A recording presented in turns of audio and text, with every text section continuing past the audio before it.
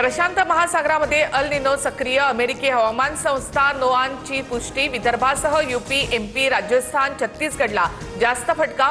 अल निनोच्या तीव्रतेमुळे जगभरात दुष्काळाची शक्यता।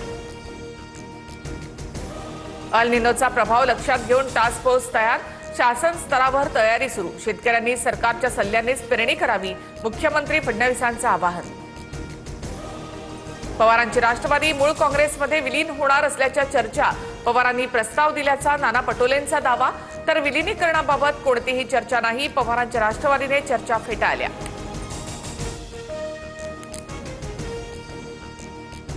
काँग्रेस बुडतं जहाज। कोणत्या पक्षानं त्यामध्ये पाय ठेवला तर आम्हालाच फायदा होईल। मुख्यमंत्री फडणवीसांचा विरोधी पक्षातील नेत्यांना टोला। तर बेगानी शादी में अब्दुल्ला दिवाना असं म्हणत राऊतांनाही डिवचलं।